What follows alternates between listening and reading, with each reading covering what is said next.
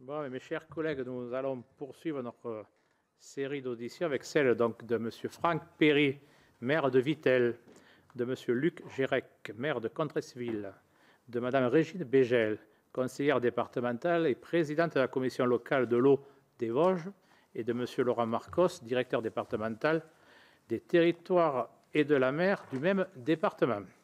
Mais avant de vous donner la parole, je vous rappelle qu'un faux témoignage devant notre commission d'enquête est passible des peines prévues aux articles 434-13, 434-14 et 434-15 du Code pénal. Je vous invite à prêter serment de dire toute la vérité, rien que la vérité, en levant la main droite et en disant « Je le jure ». Donc vous appuyez sur le bouton rouge qui est devant vous pour le micro. Et comme on est galant, on va commencer par Mme Bégel. Je le jure. Merci. M. Marcos. Je le jure. Merci. M. Perry. Je le jure. Et M. Gérec. Je le jure. Merci bien, Madame et Messieurs. Également, je dois vous demander si vous auriez d'éventuels liens d'intérêt par rapport à l'objet de notre commission d'enquête. On va faire le sens inverse pour donner un peu plus de dynamisme. Aucun. Pareillement, aucun. Aucun. Merci beaucoup. Je rappelle rapidement pour nos internautes, parce que vous savez qu'on est retransmis en direct sur le site du Sénat, que ce dernier aura constitué le 20 novembre dernier une commission d'enquête sur les pratiques des industriels de l'eau en bouteille. Au début de l'année 2024, plusieurs médias ont révélé les pratiques illégales de certaines entreprises du secteur des eaux embouteillées, en particulier le recours à des traitements interdits sur des eaux minérales naturelles et de source. Notre commission d'enquête du Sénat vise à faire la lumière sur ce dossier sous réserve des éventuelles procédures judiciaires en cours. Mes chers collègues, cette audition a pour objet de donner la parole à des élus et à des responsables administratifs concernés par l'exploitation des eaux minérales naturelles et des eaux de source dans les Vosges. Il s'agit pour nous de comprendre l'écosystème des eaux et le rôle de chacun. Mes chers collègues, cette audition a pour objet de donner la parole à des responsables administratifs et des élus concernés. Que représentent aujourd'hui les différents sites EPAR, Contrex, Vittel en termes d'installation, d'emploi, de production annuelle de bouteilles et de recettes fiscales pour vos collectivités? Quel regard portez-vous sur les récentes révélations concernant le traitement de désinfection des eaux minérales naturelles par des minéraliers, dont Nestlé Water?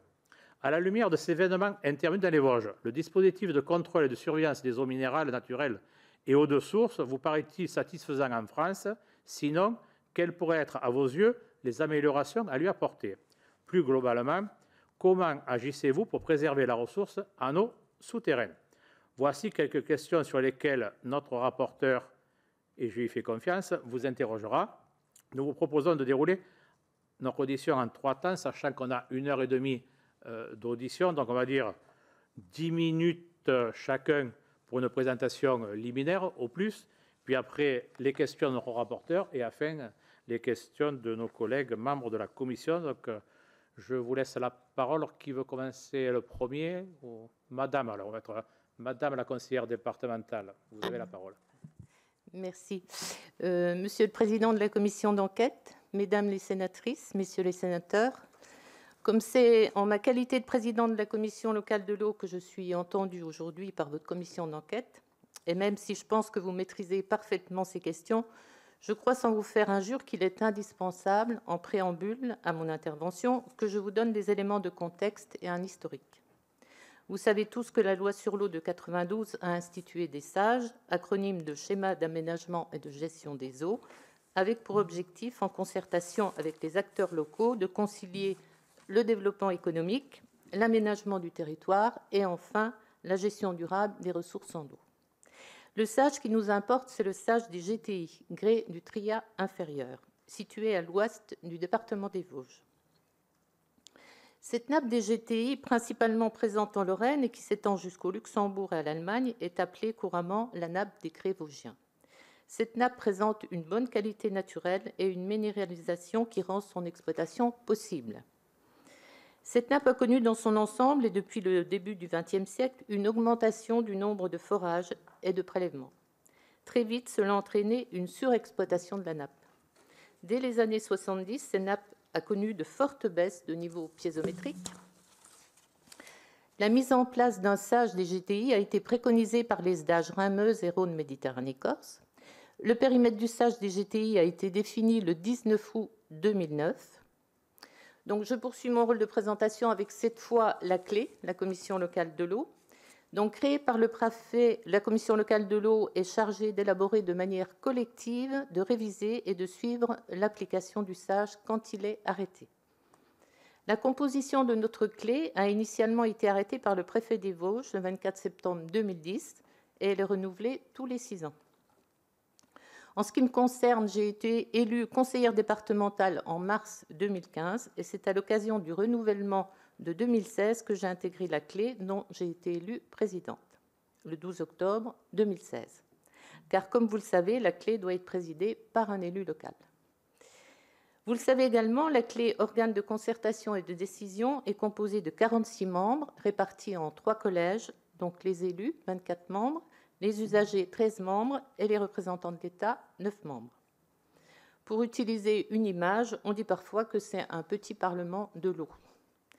Depuis le 1er janvier 2017, le Conseil départemental des Vosges est la structure porteuse de la CLÉ qui lui permet donc de conduire ses actions. C'est donc le département qui assure l'animation et le secrétariat administratif et technique de la CLÉ et lui apporte les moyens humains et matériels nécessaires à l'élaboration du SAGE.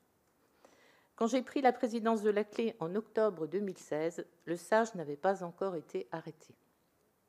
Le processus a été long, très long, et a été marqué par de nombreuses réunions de la CLÉ, une concertation publique en 2018, un rapport environnemental et enfin une enquête publique favorable avec quelques recommandations début 2023. Alors, au niveau des recommandations, ils nous ont encouragés finalement à faire beaucoup plus de communication sur le sujet. Et donc, le SAGE a été adopté le 19 juin 2023 et approuvé par arrêté préfectoral le 28 juillet 2023. Voilà, je vous remercie. Peut-être on va passer aux élus, monsieur le directeur. Voilà. Je ne sais pas, le choix entre Vitel et Contractif, pour moi c'est compliqué, donc je vous laisse. Non, il n'y a aucun sujet. J'y vais ou tu y vas? Merci, monsieur le président Burgois, monsieur le rapporteur Ouizil. Donc, tout d'abord, je siège parmi vous, en tant que maire de Vitel, sachant que je suis maire de Vitel depuis 2017 du fait de la règle du non-cumul de mandat, l'ancien maire étant devenu député. La ville de Vitel, dont j'ai la responsabilité, est une ville d'environ 5 000 habitants, avec une infrastructure qui correspond plus à une ville de 20 000 habitants, liée justement au développement de l'activité de l'eau historiquement. La ville s'est développée à l'époque contemporaine qu'à partir de 1854, avec la découverte des sources de Vitel, notamment la source du Géromois, et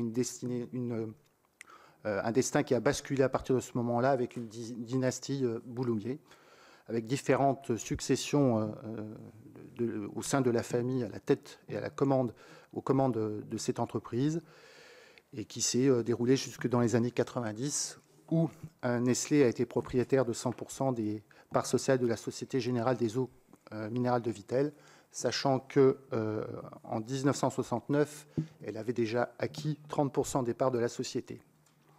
3 sources, avec des minéralités et des caractéristiques différentes.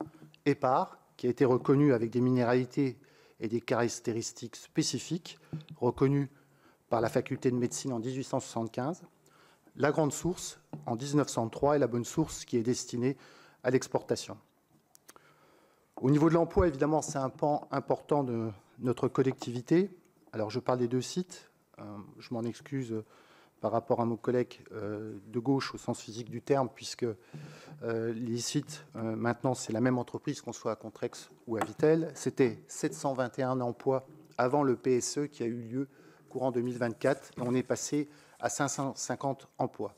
Et surtout, plusieurs milliers d'emplois indirects, si on y regarde bien, avec les entreprises qui sont liées aux minéraliers, la production de bouchons, pour faire simple, de carton, ou les transporteurs, etc., sachant que le bassin de vie qu'on appelle la communauté communautaire d'eau, c'est environ 18 000 habitants. Donc, quand on fait le rapport, c'est non neutre. Pour Vitel, nous avons 4 forages pour la Grande Source, 4 forages épars, dont 2 suspendus et 1 sur Bonne Source. Et je précise également que quand on parle de Vitel, on parle aussi de la ville, car nous portons le même nom. Au niveau de la surtaxe des eaux minérales, vous en parliez, Monsieur le Président, en 2023, il y a une chute vertigineuse, puisqu'on était en moyenne autour de 4,4 millions d'euros sur un budget de 15 millions. Et nous sommes passés à 2,7 millions d'euros sur un budget de 15 millions. Vous faites le calcul, si on retire ces 2,7 millions de recettes. Ce n'est pas neutre dans la construction budgétaire, vous vous doutez. Vittel a aussi un patrimoine important, comme vous l'avez compris. L'objectif de l'équipe municipale sur le mandat qu'on a défini là depuis 2020 était de travailler justement, pour me permettre, moi l'expression, ne plus mettre les œufs dans le même panier, et essayer de basculer sur un autre système basé sur les TPE, PME, puisque les grands groupes, je dirais, ne sont plus pourvoyeurs au sens national d'emploi, et aussi de travailler sur une destination, plutôt éco-resort. Pour mémoire, le Club Méditerranée est toujours implanté sur Vittel depuis les années 70. Et nous avons travaillé aussi avec d'autres acteurs, notamment sur une délégation de services sur les thermes, avec France Terme, pour ne pas les citer, et puis Cisonova. Donc plusieurs acteurs de bonne facture qui sont arrivés sur Vittel, mais nous souhaitons, si vous me permettez l'expression, que la transition se fasse de manière douce, transition lente peut-être, avec un système économique qui a plus de 200 ans. Et vous comprenez bien, messieurs et mesdames, qu'on ne peut pas basculer les choses en 1 an ou en 2 ans. Voilà ce que j'avais à dire en propos liminaire. Merci beaucoup, monsieur le maire. On va passer à votre collègue de Contrat civil. Bien, monsieur le président, monsieur le rapporteur, merci de nous auditer aujourd'hui. C'est important aussi que nous puissions apporter notre vision du territoire. Alors pour ma part, je suis arrivé dans les Vosges dans les années 1975. Lorsque j'ai vu, en arrivant sur Contrexéville, le bandeau embouteillage, je me suis demandé ce que c'était. Donc, je ne connaissais rien à l'histoire de l'eau. Et donc, à Contrexéville, effectivement, c'était... je vais faire juste un tout petit historique, si vous le permettez, qui permettra peut-être de voir comment l'évolution de l'usage des eaux tout au long des siècles. Donc, Contrexéville, petit village qui a évolué comme tous les villages de France, très doucement.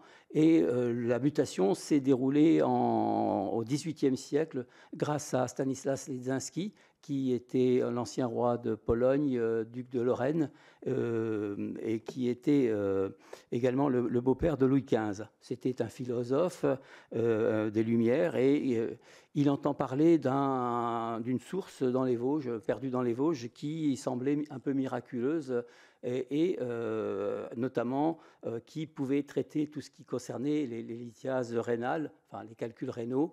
Et à l'époque, effectivement, lorsque on souffrait vraiment réellement de ces maux, eh bien, il y avait peu de solutions. La chirurgie était à son début, et effectivement, le taux de mortalité était très important.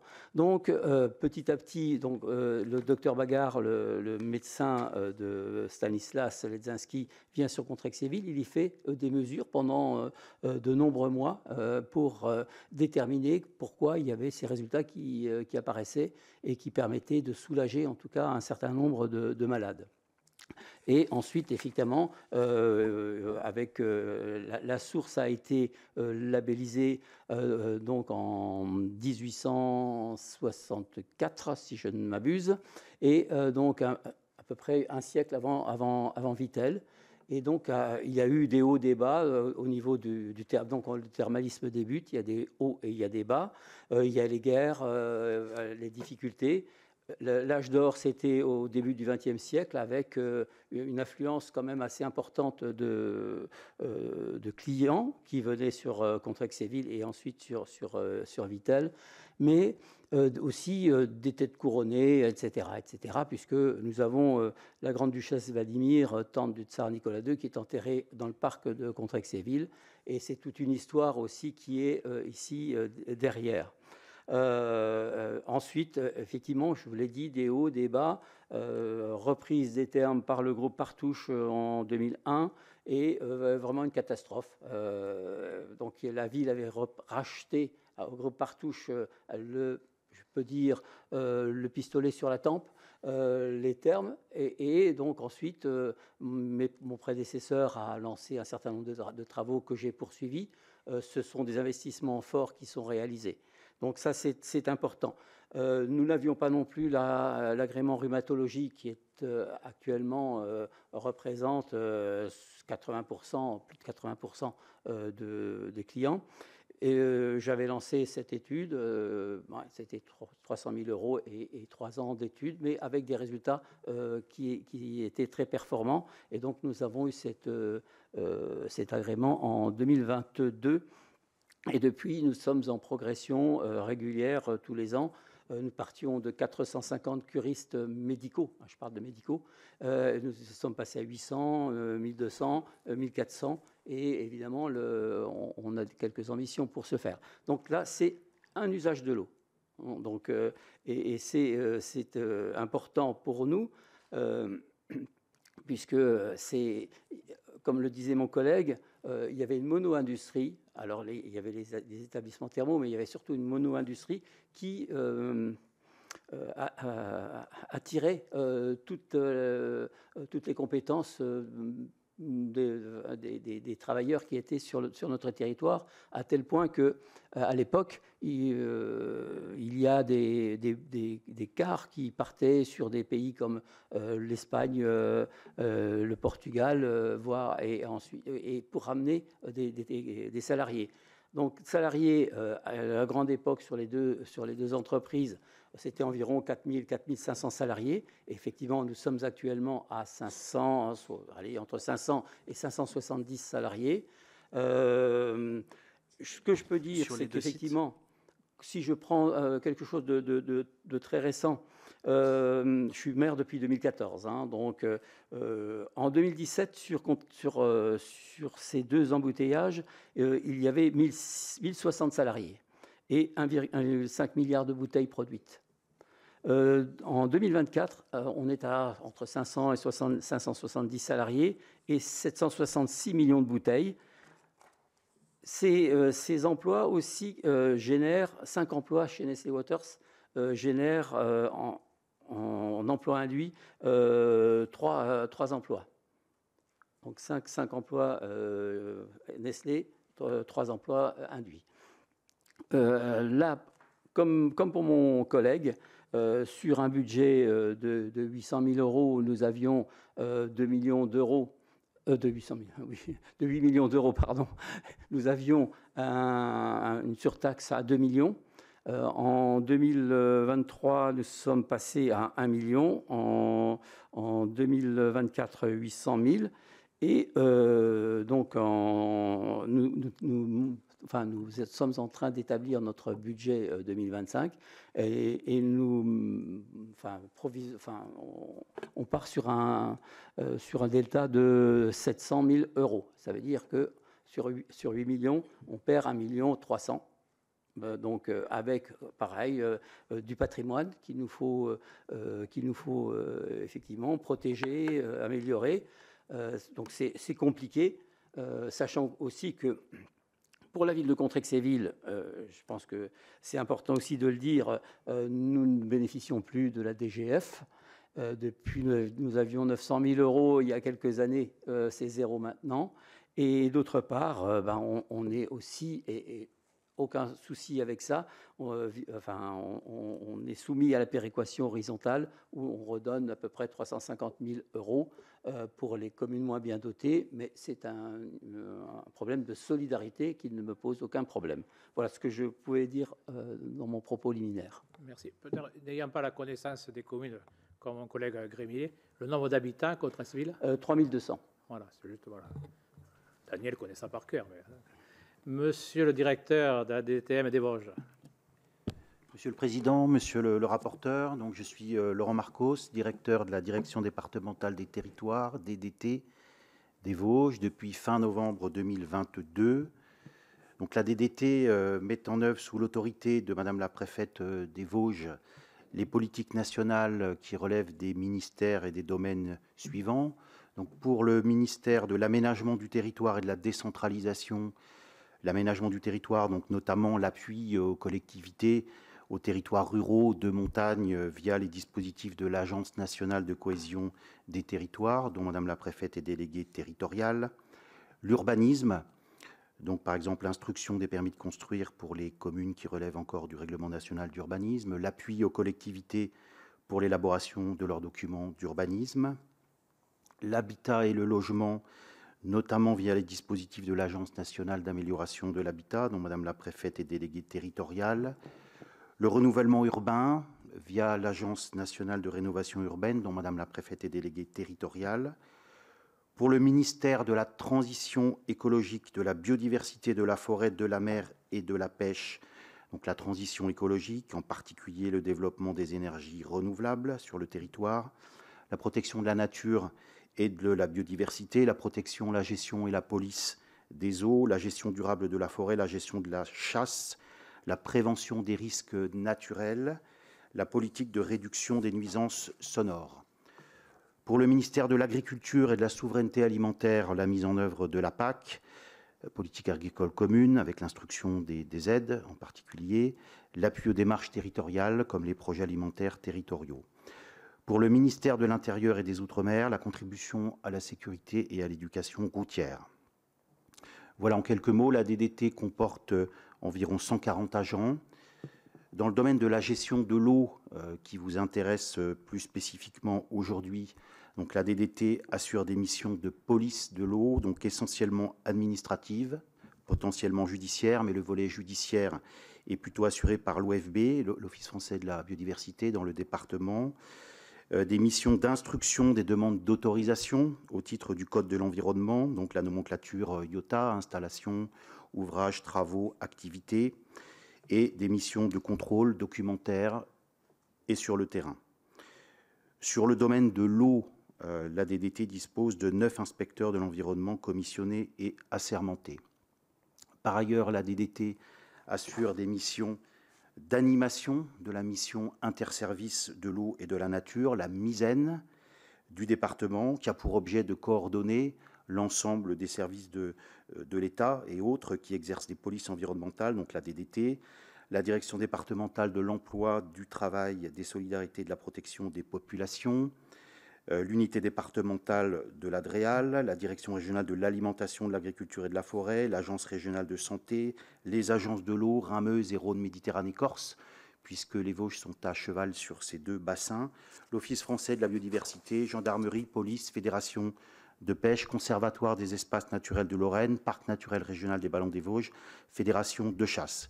Et puis également territorialiser les politiques de l'environnement dans le département, en particulier pour mettre en œuvre les directives communautaires, donc notamment la directive cadre sur l'eau de 2000, la directive eau résiduaire urbaine de 1991, la directive nitrate de 1991 pour adapter l'action de l'État aux enjeux locaux. Concrètement, donc, ça se traduit par l'élaboration et la mise en œuvre du programme d'action opérationnelle territorialisée, le PAOT, qui constitue la feuille de route départementale pour atteindre le bon état des masses d'eau dans le département, donc la mise en œuvre de la directive cadre sur l'eau et des schémas directeurs d'aménagement et de gestion des eaux, les SDAGE, Rhin-Meuse et Rhône-Méditerranée-Corse.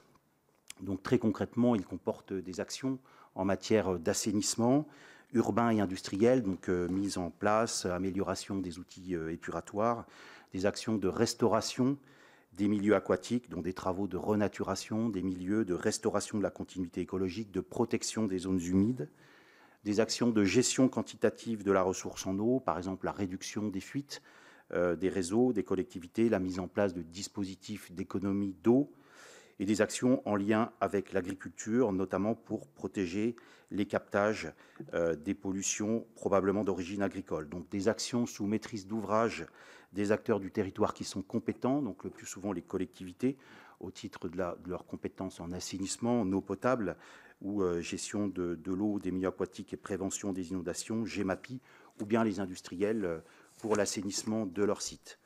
Et puis la MISEN élabore et met en œuvre un plan de contrôle coordonné entre services. Cette MISEN, elle est articulée avec le comité opérationnel de lutte contre la délinquance environnementale, le COLDEN, qui est présidé par le procureur et Madame la préfète et qui vise à coordonner les actions de police administrative et judiciaire. On peut noter dans les Vosges la nomination récente d'un substitut au procureur dédié à l'environnement. Et puis, la DDT assure plus largement des missions d'animation territoriale, d'appui au territoire, de mobilisation des acteurs et de conseil, notamment pour la mise en place de démarches territoriales structurantes, comme le schéma d'aménagement et de gestion des eaux des GTI, en appui à la structure porteuse, qui est le conseil départemental, donc dans l'objectif de restaurer la nappe des GTI et concilier ses usages avec la pérennité de la ressource. La mise en œuvre du programme d'action opérationnelle territorialisée, le PAOT, qui, on l'a vu, nécessite la mobilisation des acteurs de terrain compétents. Et, par exemple, la mise en œuvre du plan eau gouvernemental de mars 2023, axé sur le développement de la sobriété des usages de l'eau pour tous les acteurs, l'optimisation de la disponibilité de la ressource en eau, la préservation de la qualité de l'eau et la restauration des écosystèmes. Et puis, donc, la mise en place, en particulier dans ce cadre, de démarches locales, de dialogue multi-acteurs, multi-usages, de manière concertée pour définir des trajectoires de sobriété à l'échelle des sous-bassins versants. Et puis, pour terminer, je préciserai que la DDT assure également des missions de prévention des risques inondations, avec l'élaboration des plans de prévention des risques inondations, les PPRI, donc des servitudes d'utilité publique annexées aux documents d'urbanisme, et l'accompagnement et la réalisation et le suivi dans le temps de la mise en œuvre des programmes d'action et de prévention des inondations, les PAPI, qui sont portés par les établissements publics territoriaux de bassin. Merci bien. Donc, je laisse la parole à monsieur le rapporteur. Je pense qu'il y aura des questions à vous poser. Merci beaucoup, Monsieur le Président. Merci à vous tous d'être présents devant notre commission. C'est évidemment très précieux d'avoir cette vision sur les différents bassins en fait, où les eaux sont prélevées. J'aimerais peut-être vous proposer une première question qui est en lien avec une audition que nous avons eue hier et où la question du pipeline a été évoquée et de son abandon. Et donc à la fois pour les uns et les autres, puisque vous étiez donc déjà présidente du comité local de l'eau, puisque vous nous aviez dit que vous l'étiez depuis 2016, je ne dis pas d'erreur, voilà, et que les services de l'État ont eu aussi à se prononcer, me semble-t-il, sur le sujet, et que vous, évidemment, vous êtes concerné par ce pipeline. Est-ce que vous pouvez nous donner votre vision, parce qu'une certaine vision nous a été hier, votre vision de l'abandon de ce projet, son sens, et si pour vous, cet abandon est une bonne, une mauvaise chose, voilà, la vision de ce premier sujet, s'il vous plaît.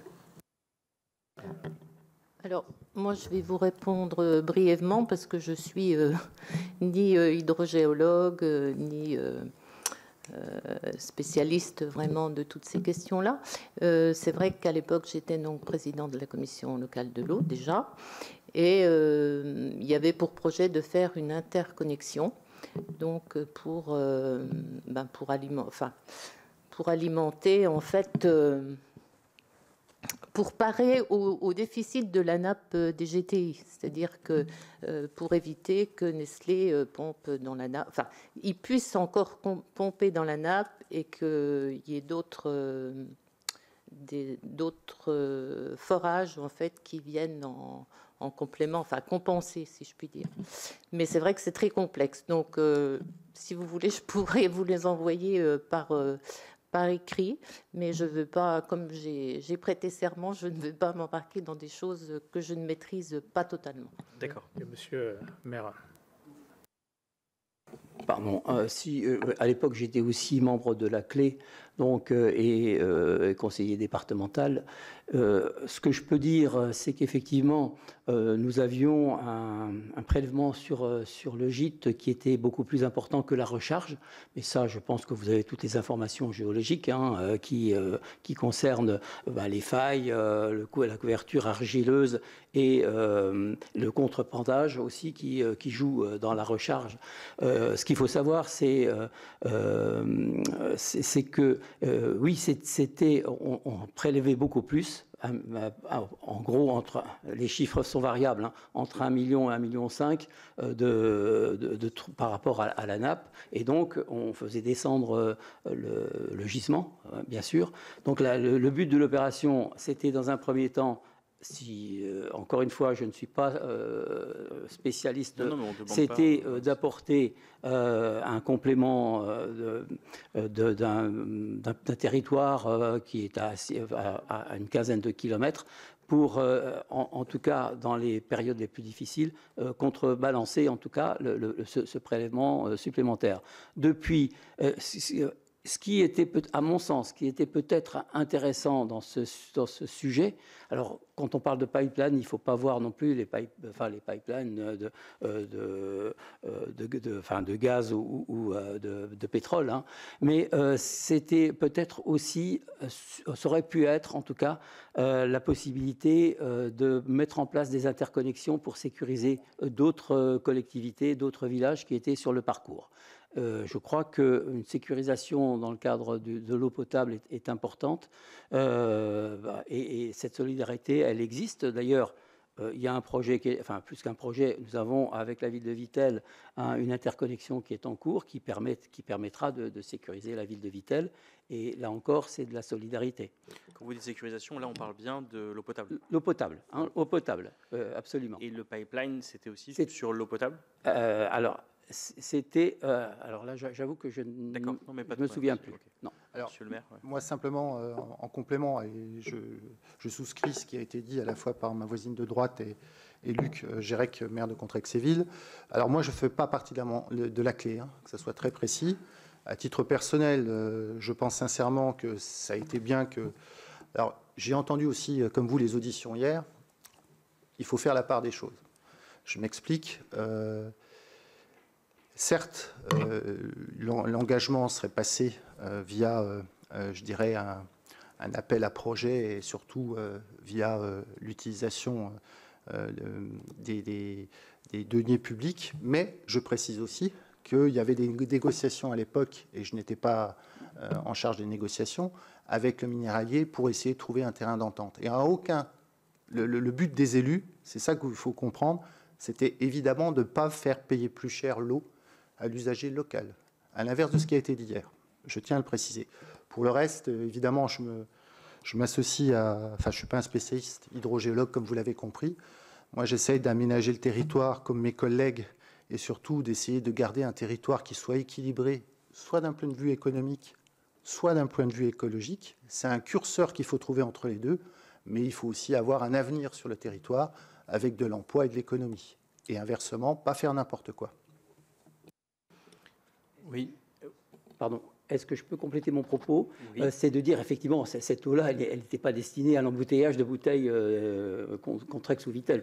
C'était vraiment... Ce qui a été dit hier, c'était que pour faire face... en fait, finalement, si je devais résumer, ce qui a été dit hier, c'est que pour que Nestlé Waters puisse continuer à prélever les quantités qu'il prélevait, ce pipeline permettait d'acheminer de l'eau du robinet, entre guillemets, aux populations locales. Est-ce que j'ai bon sur la compréhension de ce qui a été dit? Et donc, en effet, il a été dit que ces investissements seraient portés forcément par les collectivités et que de ce fait, il a été dit, j'ai dit. Je n'ai pas dit que c'est ce que vous aviez dit, mais il a été dit que... C'est sénatorial, monsieur le rapporteur. Voilà, exactement. Il a été dit donc que potentiellement, cela renchérirait le prix de l'eau puisqu'il y aurait des investissements adossés à ce pipeline.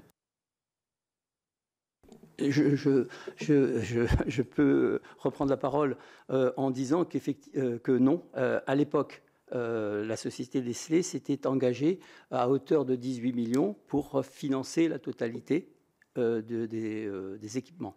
D'accord, merci de cette précision. Ce qui implique coût zéro, entre guillemets. Coût zéro pour les collectivités, voilà. Même pas 20%. C'était, à mon avis, il y avait un sujet à voir avec l'administration, ça on est d'accord, mais vu les engagements et l'objectif des élus, et j'insiste, c'était pas de surcoût pour l'usager. Très bien, merci de cette précision. Côté État, alors parce que finalement ce projet, il a été invalidé côté État. Est-ce que vous pouvez nous expliciter pourquoi il a été invalidé? Alors, côté État, il a été constaté qu'effectivement, ce scénario était localement contesté et que la démarche d'élaboration du SAGE était de fait bloquée. L'élaboration du SAGE, j'ouvre une parenthèse, je rappelle que c'est un objectif communautaire puisqu'il a été fixé par le SDAGE, Rameuse et Rhône-Méditerranée-Corse depuis 2010, puisque la nappe des GTI est la seule nappe déficitaire du bassin Rameuse. Donc c'est un objectif central que d'aboutir à la recharge de cette nappe au travers de l'élaboration d'un SAGE. Donc finalement, le sujet à ce moment-là a été discuté, dépaysé au niveau du comité de bassin Rhin-Meuse, qui en 2019 a pris... Pourquoi il a été dépaysé? Parce que la réalisation du SAGE était un objectif prioritaire fixé par le SDAGE Rhin-Meuse, qui a été élaboré par le comité de bassin Rhin-Meuse, qui a constaté que localement la situation était bloquée, puisque ce scénario du pipeline ne faisait pas consensus, donc ça grippait totalement la démarche territoriale. Donc l'idée a été de faire un pas de côté et de proposer une stratégie alternative aux acteurs du territoire, stratégie alternative qui s'appuyait sur un certain nombre de principes. Donc, tout d'abord, redonner clairement la priorité à la satisfaction des besoins en eau potable des populations locales en intégrant les potentialités des différents gîtes, B et C en l'occurrence, qui sont compatibles avec cet usage.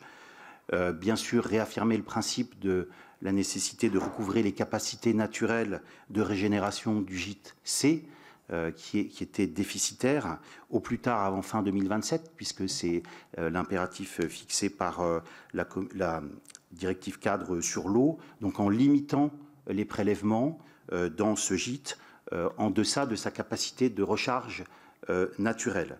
Et puis, définir un plan massif d'économie d'eau qui concerne tous les acteurs de l'eau et fixer une trajectoire d'ici 2027 d'économie d'eau permettant la recharge de cette nappe. Donc attendez, permettez-moi juste de pouvoir être clair. Donc, ce que vous êtes en train de dire, c'est que c'est parce qu'il y avait une priorisation, en fait c'est la non-priorisation des objectifs en eau potable qui a conduit le SDAGE à se prononcer contre le projet de pipeline. Si je résume, j'essaie de vous... Allez, alors essayez s'il vous plaît de faire un effort de simplification de la réponse pour qu'on comprenne en quelques points les objectifs qui ont conduit à ce que ce projet soit refusé. Si vous deviez les résumer en 3 points par exemple. L'idée c'est plutôt de ne pas aller chercher des ressources extérieures, mais de travailler sur les ressources locales en faisant des économies d'eau. Tous les acteurs, collectivités, en luttant contre les fuites de réseau, industriels, en optimisant leur processus. Donc travailler sur les ressources locales sans aller chercher des ressources extérieures. Réaffirmer le principe que l'eau potable et l'usage pour l'alimentation des populations locales est prioritaire. D'accord. Et puis enfin, considérant qu'on a un hydrosystème avec plusieurs gîtes, les gîtes A, B, C, développer une stratégie globale en prenant en compte l'ensemble de ces gîtes pour mettre en œuvre cette stratégie. Et puis enfin, développer une connaissance du fonctionnement de cet hydrosystème en mettant en place un observatoire partenarial associant les acteurs locaux, confié à un opérateur indépendant, en l'occurrence le BRGM, et qui serait animé par la commission locale de l'eau, donc par les acteurs locaux. Et cet observatoire, il fonctionne aujourd'hui ? Cet observatoire est en cours de mise en place, puisque... Depuis quand ? Le conseil départemental a signé une convention avec le BRGM pour le mettre en œuvre. Depuis quand ? Quand est-ce que Depuis l'approbation du SAGE. Donc ça veut dire 2023. Donc le projet a été lancé en 2023. Ce matin, on était confronté au fait que la meilleure connaissance pouvait être embarquée dans l'arrêté préfectoral. Ce n'était pas le cas chez vous. Il n'y avait pas de préconisation sur la connaissance de la nappe dans l'arrêté préfectoral qui était embarqué pour l'autorisation d'exploitation. Dans les arrêtés préfectoraux qui autorisent au titre du Code de l'environnement les prélèvements de Nestlé Waters dans les gîtes A et B, il est inclus une clause de revoyure en 2032 qui demande à l'industriel d'actualiser son étude d'impact au vu des connaissances scientifiques qui auront été accumulées et qui seront disponibles à cette date, 2032. Et donc ce sera également alimenté par les résultats de l'observatoire dont on parle. Sachant que ces autorisations ont été délivrées après une étude d'impact qui a été fournie par le Nestlé Waters, qui a été expertisée par le BRGM. D'accord. Et alors, quelle est votre appréciation côté l'état de la ressource, à la fois d'un point de vue qualitatif et d'un point de vue quantitatif ? D'un point de vue quantitatif, les gîtes A et B ne sont pas déficitaires. Donc les prélèvements qui sont opérés sont inférieurs à la capacité de recharge de ces nappes. S'agissant du gîte C, qui est plus profond, et qui, sur un de ces compartiments, puisque le gîte est séparé par des failles géologiques, sur le secteur déficitaire, donc le secteur sud-ouest, qui justifie la mise en place du SAGE, la trajectoire d'économie d'eau qui est posée par le SAGE permet de garantir le retour à l'équilibre et la recharge. Et la trajectoire d'économie d'eau, pour l'instant, elle est respectée? Oui, alors il y a déjà eu énormément de réduction des prélèvements dans ce gîte. Par exemple, Nestlé Waters était initialement autorisé à prélever 1 100 000 mètres cubes par an dans ce gîte. Aujourd'hui, il est autorisé, Madame la préfète des Vosges a pris un arrêté en 2023 en anticipation du SAGE, réduisant ses prélèvements à 200 000 mètres cubes par an. Donc cette réduction très forte des prélèvements participe à la stratégie globale du SAGE. D'accord. Et sur la question de la qualité, après je vous donnerai la parole, messieurs, si vous voulez rajouter un point. Oui. Mais peut-être d'abord sur la question de la qualité, s'il vous plaît. Sur la qualité, je n'ai pas d'avis particulier. C'est un sujet qui relève plutôt de la compétence de l'ARS. Et vous avez est-ce que l'ARS vous transmet ces rapports lorsque il y a des rapports d'inspection qui sont faits, ou est-ce que vous n'en êtes pas destinataire? On a des échanges en misaine. J'évoquais tout à l'heure la mission interservice de l'eau qui permet au niveau départemental d'avoir des échanges entre services. Donc voilà, on a des échanges sur voilà, avec ces services, mais ce n'est pas un point particulier que la DDT examine sur ces nappes qui sont des eaux minérales naturelles et qui relèvent de la compétence stricte de l'ARS au titre du Code de la santé publique. La DDT est focalisée sur le volet quantitatif. Très bien. Messieurs, oui, si vous voulez rajouter un point. Oui, simplement préciser effectivement que le territoire a pris conscience, en tout cas, de ces difficultés, que ce soit les collectivités, les particuliers, et on voit une baisse de consommation de l'eau en général. Ce que je peux dire au niveau de la ville de Contrexéville, c'est qu'on a un taux sur les réseaux, on a un taux de 85%. Donc, on a, dans le cadre du CTEC, un engagement pour atteindre les 90%, mais on sait qu'atteindre 90%, il faudrait changer toutes les canalisations de la ville, et financièrement, ça ne tient pas, mais je pense que déjà 85% après, le but de l'opération, c'est aussi par d'autres moyens, mais on a mis en place des récupérateurs d'eau pour la collectivité, on met en place des dispositifs qui permettent encore de travailler sur ce prélèvement. Et voilà, il y a une vraie prise de conscience, alors au niveau de des collectivités que nous représentons, parce que c'est notre cœur de métier quelque part. L'eau, sur ces deux villes, c'est quelque chose, je ne dirais pas de sacré, mais sur lequel il faut veiller avec beaucoup d'attention. Et croyez-le bien, on est dans ce dispositif. On a une vision aussi de développement durable qui est importante. Ça fait bien avant les interdictions d'utiliser des pesticides, par exemple. Les villes l'avaient déjà, ou d'autres intrants l'avaient déjà mis en place. Est-ce que je peux déborder? Oui, au contraire, d'ailleurs, ça m'intéresse parce que sur cet aspect protection, c'est vrai que dans certaines auditions, votre protection de la ressource, ce qui se fait chez vous est mis en avant comme relativement exemplaire. De votre point de vue, d'abord, est-ce que ce qui est fait est bien fait? Deuxièmement, ce qui est fait est-il suffisant pour protéger la ressource, à votre avis? Et est-ce que vous, qui êtes, on le voit, connaissez bien votre terrain, est-ce que ça vous semble, est-ce que vous voyez des pistes d'amélioration qui pourraient être portées à la connaissance du législateur pour qu'il puisse travailler à l'amélioration de la protection des impluviums? Alors, juste redire, mais vous avez déjà dû évoquer le sujet Agrivert, qui est une filiale de Nestlé. On va sans doute les entendre d'ailleurs. Voilà, c'est ça, avec qui nous travaillons très régulièrement, notamment pour du mécénat, mais aussi sur des actions de protection, pas seulement des nappes, mais aussi des territoires, reforestation, mise en place de mares, etc., pour redonner toute son efficacité à notre territoire au niveau de l'ensemble des critères de protection. Alors évidemment, on n'est jamais assez vigilant et on apprend au fur et à mesure. On apprend au fur et à mesure ce qui se passe. Et chaque fois qu'on a une avancée, on essaye de trouver la solution pour apporter un mieux-être et d'être plus efficace. Encore une fois, on est élu, mais malgré tout, c'est un sujet qui nous préoccupe, je vous garantis, qui nous préoccupe et sur lequel on travaille quotidiennement. J'ai une équipe dans mes adjoints qui est très motivée et qui fait un travail remarquable pour justement suivre toutes ces possibilités de faire mieux. Merci beaucoup. Monsieur Perry, vous vouliez rajouter un point? Oui, merci, monsieur le rapporteur. Mon voisin est bavard. Donc, simplement, le niveau de rendement, déjà... On va dire passionné. C'est vous qui l'aurez dit. Oui, mais je souscris. Mais je suis aussi passionné que lui. Il n'y a pas de sujet. Sur les rendements, nous, on est seulement entre 79 et 82%. Je m'en excuse auprès du voisin de gauche.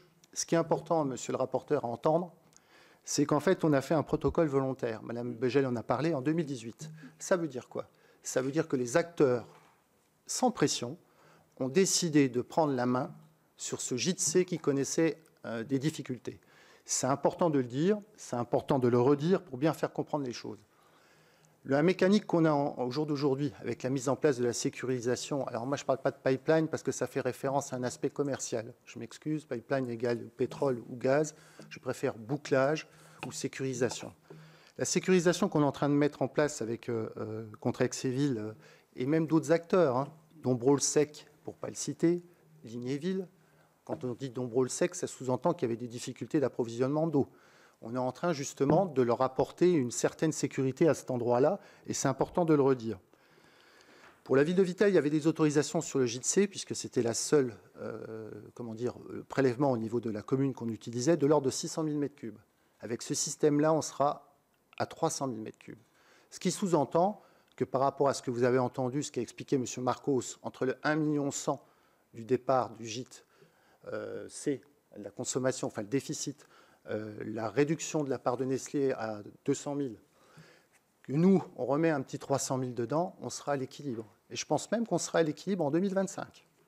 Après, vous dire qu'on reconstituera, comme j'ai entendu hier, totalement la nappe, excusez-moi l'expression, je pense que ça sera un petit peu compliqué au jour d'aujourd'hui de pouvoir établir les choses.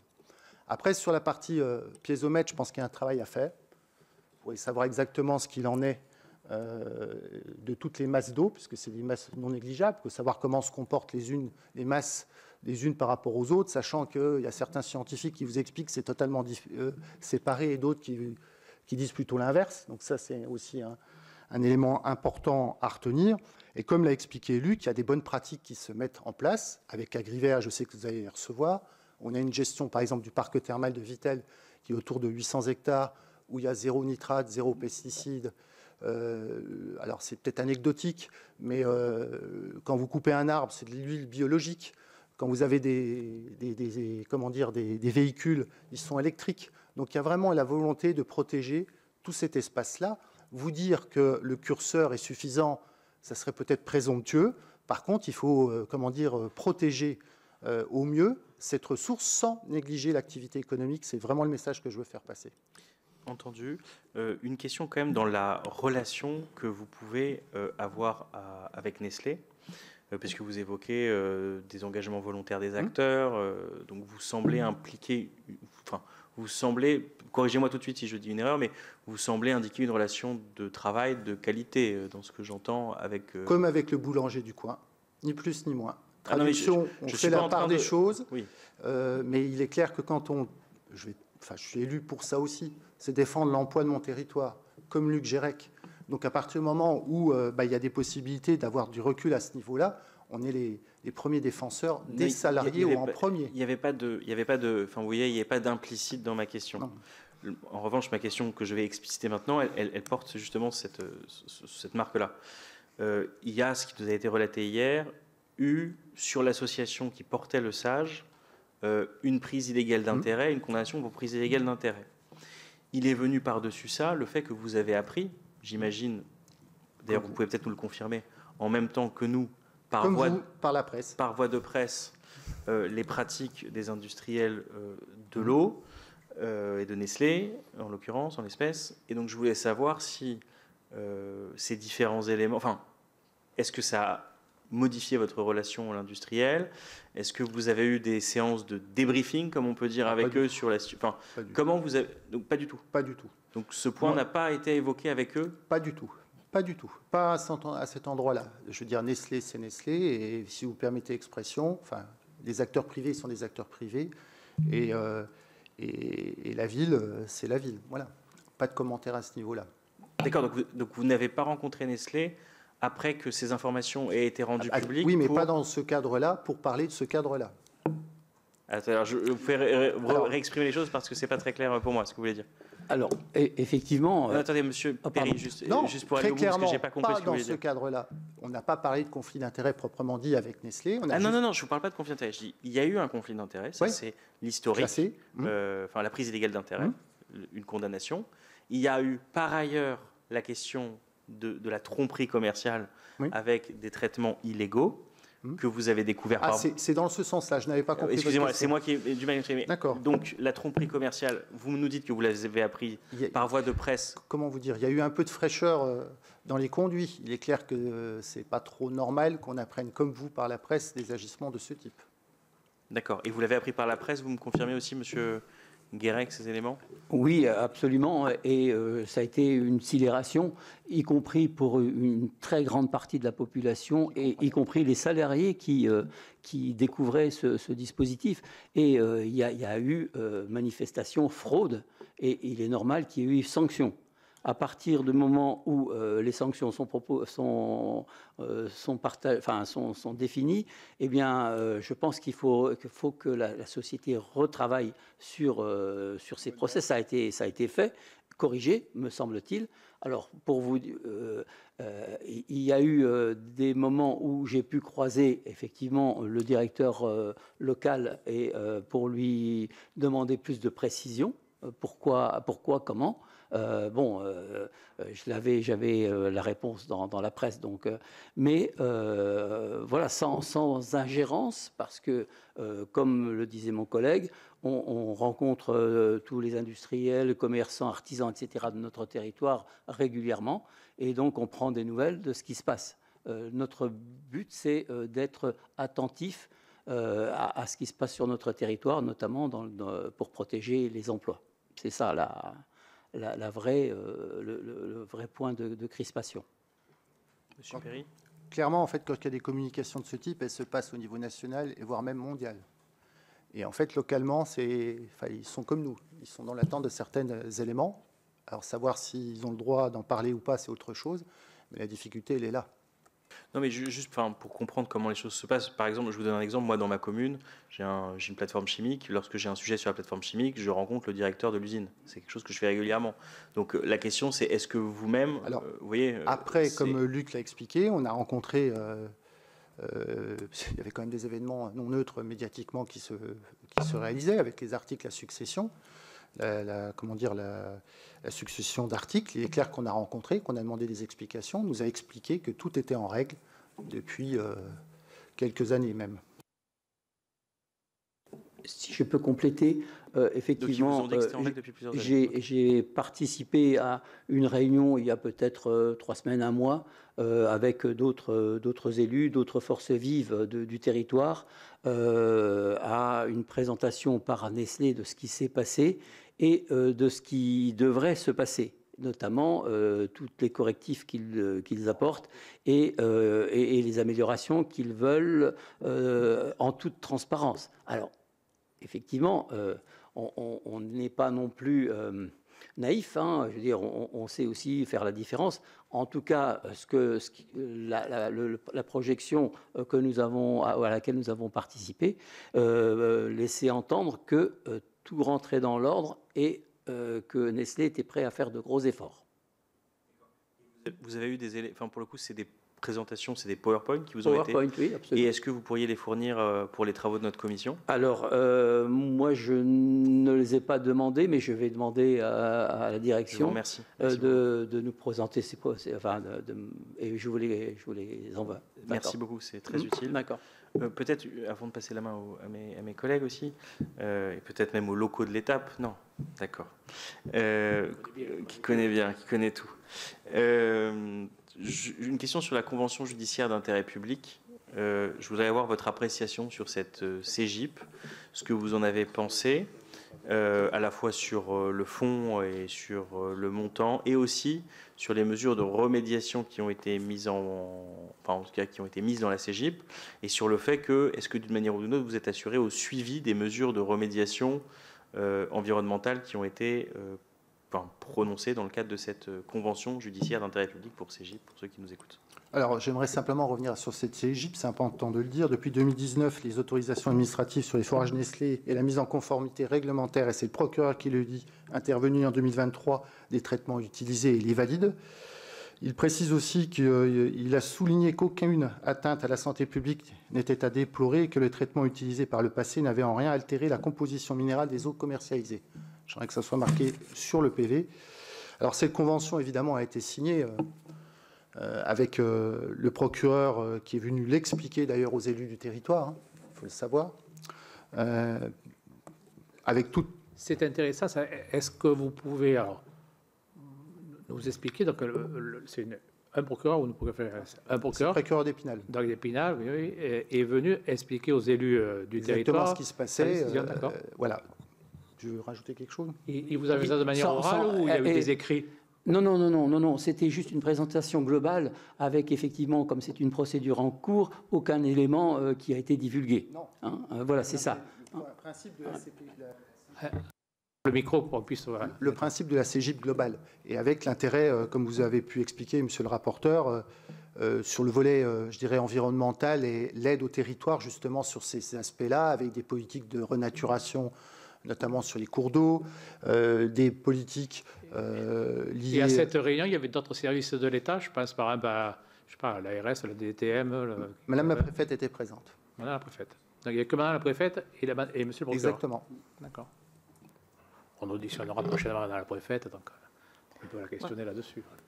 Je voudrais ajouter quelque chose. La conseillère départementale, oui. Oui, concernant la convention judiciaire d'intérêt public, donc nous, au niveau de la clé, nous sommes pour le SAGE, nous sommes en attente de la méthodologie de l'État concernant la mise en œuvre des actions qui doivent être menées sur le territoire, parce qu'en fait, nous devrions normalement récupérer 100 000 € qui pourraient être destinés à l'étude de nappes rivières, qui serait quand même très important. Donc là, nous sommes en attente. J'avais vu Madame la préfète, j'ai fait un courrier au procureur pour savoir où ça en était, et nous sommes en attente.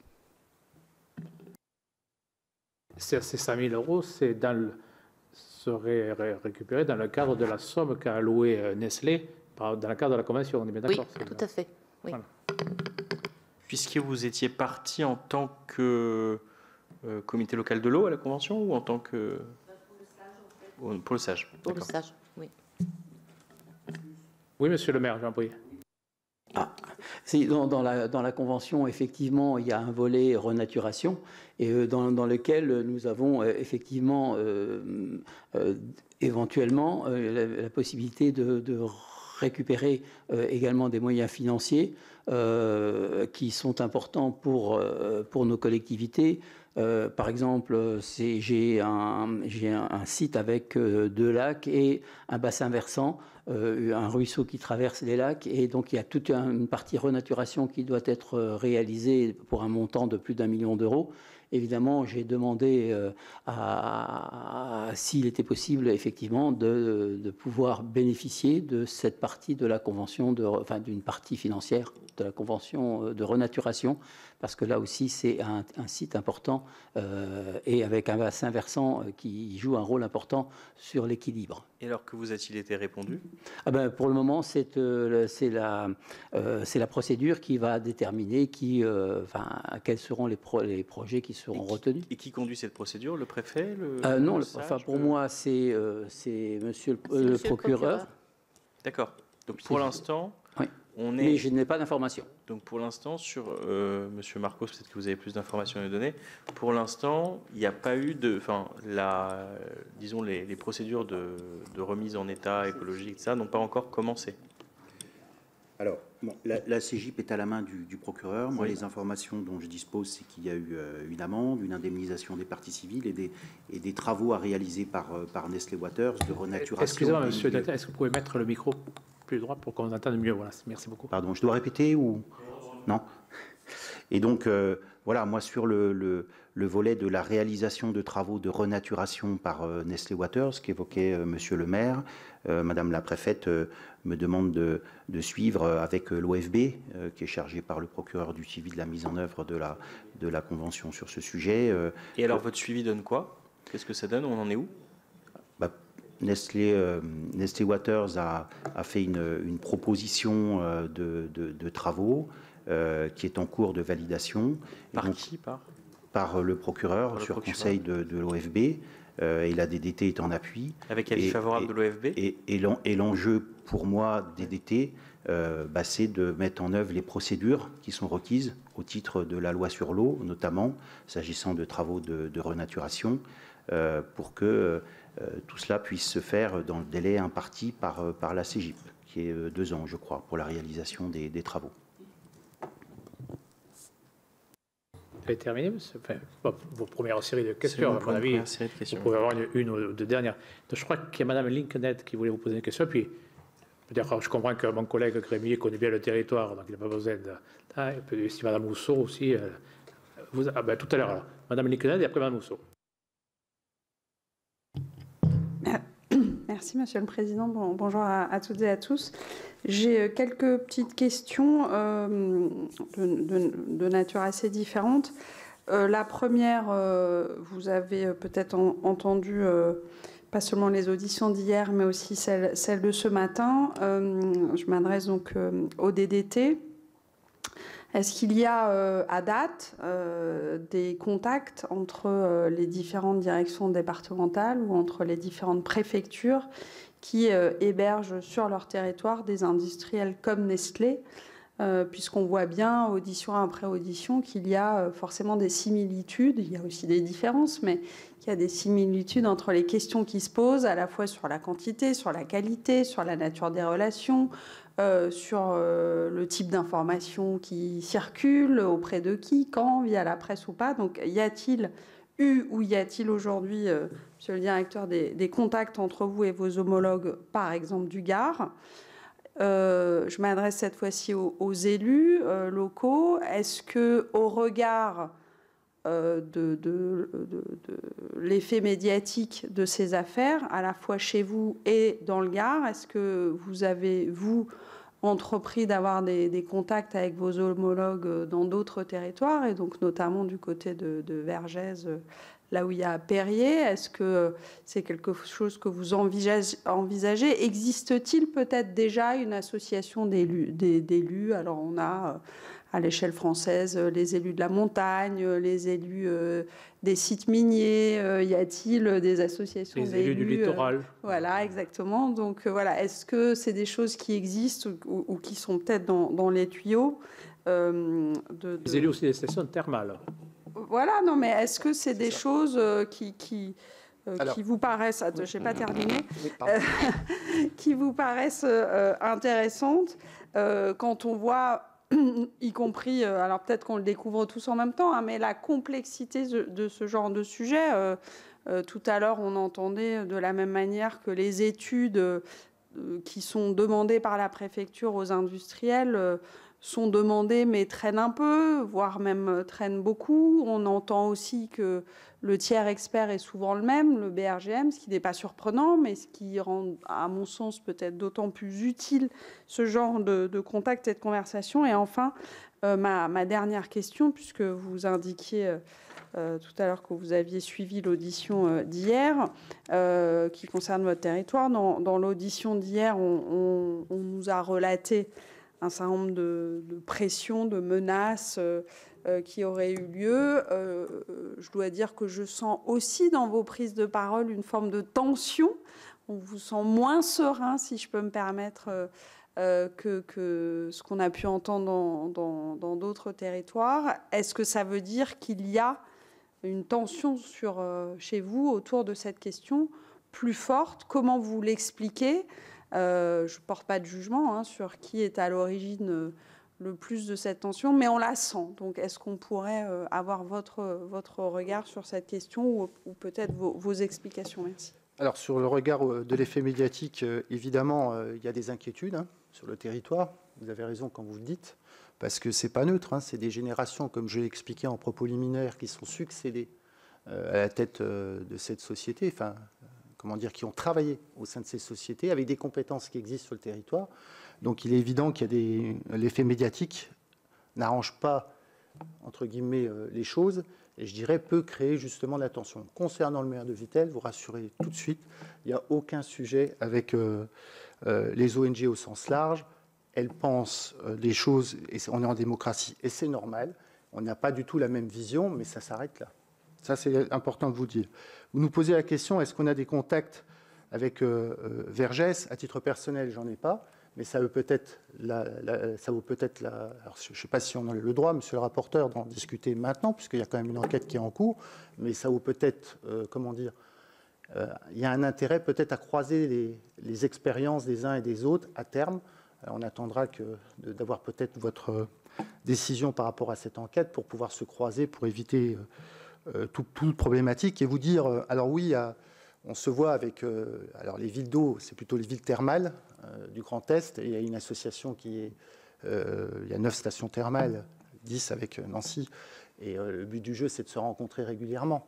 Mais comment vous dire, on n'est pas du tout sur les mêmes échelles, puisqu'il n'y a pas d'industriel à Nancy minéralier, il n'y en a pas plus à Plombières, il n'y en a pas plus à Bourbonne, et il est là la difficulté. Après, je trouve que votre remarque est très pertinente, et je pense qu'à terme, en toute décontraction, on se verra avec les maires dont vous avez cité tout à l'heure les noms indirectement.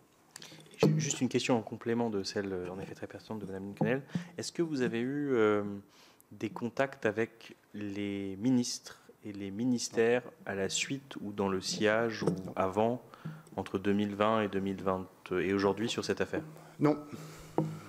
Monsieur Gérec? Non plus, non plus. Merci. Juste préciser aussi qu'il y a une fédération nationale du thermalisme, effectivement, mais on a peu le temps de participer à ces instances-là, puisqu'on est bien, en tout cas, bien engagé sur nos communes. Après, moi, j'y vais en tant que vice-président du Grand Est du thermalisme, j'y vais dès que je peux. C'est important. Pour ma part, je n'ai pas de contact à ce stade avec la DDT du Gard. Moi non plus. Pardon. Si, juste, vous aviez parlé de tension. Il y a eu pendant à un moment, il y a eu des tensions, effectivement, entre un certain nombre d'associations que je salue quand même pour leur rôle de lanceur d'alerte pour le prélèvement sur la nappe, que je salue. Après, évidemment, quand on fait une réunion publique et qu'on est élu, et vous le savez aussi, il y a quelquefois des tensions, il y a quelquefois des noms d'oiseaux.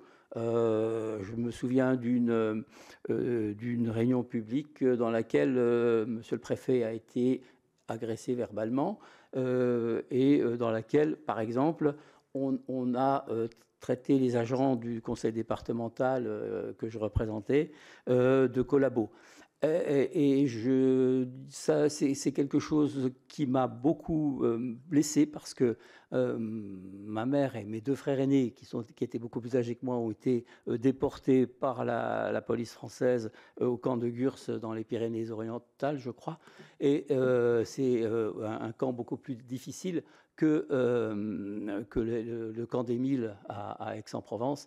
Et quand on me parle de collabo, voilà, les agents de la collectivité sont là pour faire ce qu'on leur demande. Donc les élus assument ce qui est dit, mais il y a eu des propos qui étaient voilà, difficiles, en tout cas pour moi.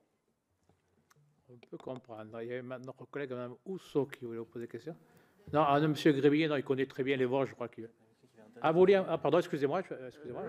Pardon, merci. Je voulais juste, dans